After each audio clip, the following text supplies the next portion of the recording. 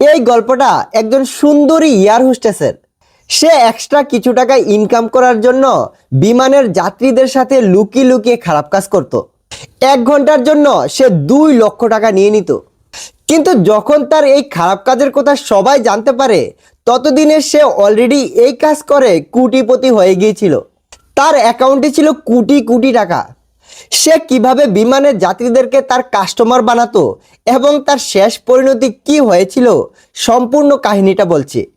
আগেই বলে রাখি, এই গল্পটা একটা সত্য ঘটনা থেকে অনুপ্রাণিত। আর হ্যাঁ, এই চ্যানেলটাকে এখনই সাবস্ক্রাইব করে দিন। বিমান ভ্রমণে সাধারণত 3 ধরনের টিকিট থাকে: ফার্স্ট ক্লাস, বিজনেস ক্লাস এবং ইকোনমি ক্লাস। অত্যন্ত ধনী মানুষেরা সাধারণত ফার্স্ট ক্লাসে ভ্রমণ করেন, কিছু মানুষ বিজনেস ক্লাসে এবং সাধারণ মানুষেরা ইকোনমি ক্লাসে। আজকের এই গল্পটি এমনই একজন ফার্স্ট ক্লাস যাত্রী এবং একজন সুন্দরী এয়ার হোস্টেসকে নিয়ে।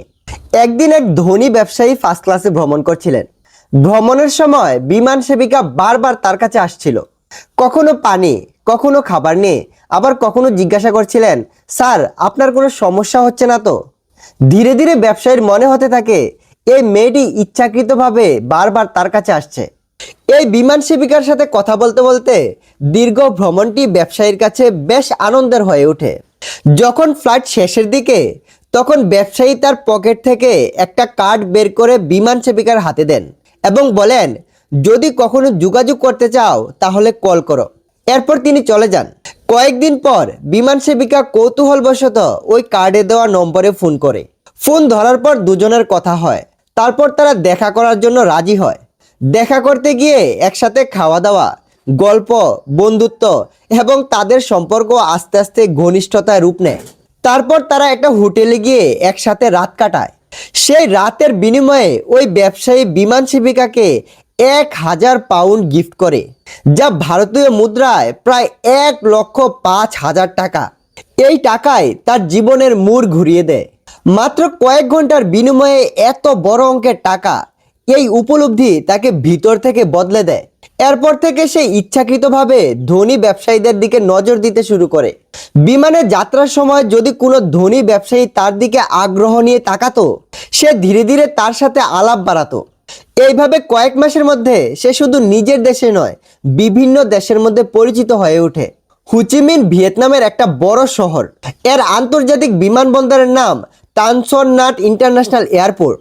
2013 সালের 9 আগস্ট রাত প্রায় 1টার দিকে বিমানবন্দরের কাছেই একটি 5 স্টার হোটেল থেকে গোপনে পুলিশের কাছে কল আসে, স্যার এই হোটেলের কয়েকটা রুমে পরীক্ষা করে দেখুন, এতে কিছু খারাপ কাজ হচ্ছে।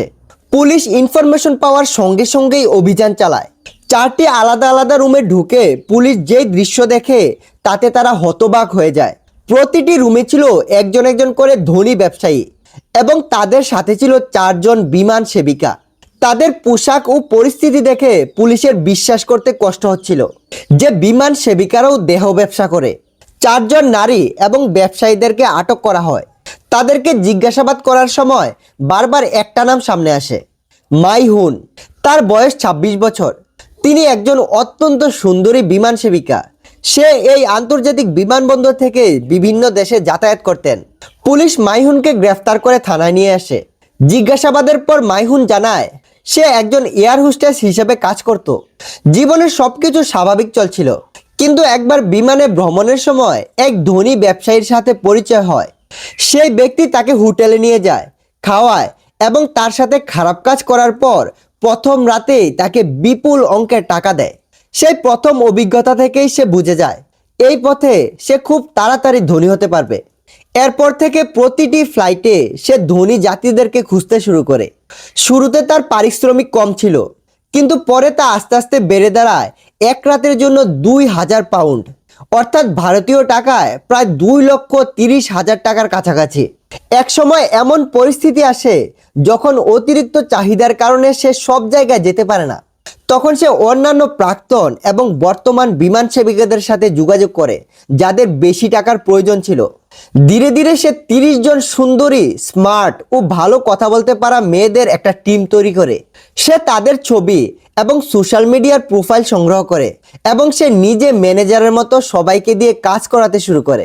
যদি সে নিজে কোনো পুরুষের কাছে যেত তাহলে চার্জ করত 2,30,000 টাকা, আর অন্য কোনো মেয়েকে পাঠালে সে তাদের থেকে কমিশন নিত 35 থেকে 40,000 টাকা।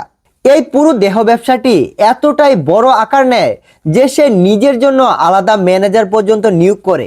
পুলিশ তদন্তের সময় তার মোবাইলের সিডিআর ও ব্যাংক অ্যাকাউন্ট পরীক্ষা করে জানতে পারে এই কয়েক মাসেই তার অ্যাকাউন্টে কয়েক কোটি টাকা জমা হয়েছিল। তবে একটা কথা আছে না, পাপ কোনোদিন ঢাকা থাকে না। এই দেহ ব্যবসার চক্রটাও বেশি দিন গোপন থাকেনি।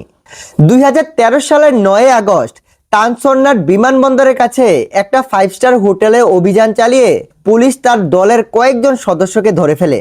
এয়ার হোস্টেসদের নাম জড়িয়ে পড়ার কারণে গোটা বিমান শিল্পে তোলপাড় শুরু হয়ে যায়। এই গল্প বলার উদ্দেশ্য কাউকে অপমান করা নয়, বরং সতর্ক করা। উন্নতি করা খারাপ নয়, বড় হওয়ার স্বপ্ন দেখাও দোষের নয়, কিন্তু ভুল পথে দ্রুত সাফল্য খুব অল্প সময়ের জন্যই টিকে থাকে। শেষ পর্যন্ত সেই পথ কুখ্যাতি, লজ্জা ও ধ্বংসের দিকেই নিয়ে যায়। গল্পটা ভালো লাগলে চ্যানেলটাকে সাবস্ক্রাইব করেন।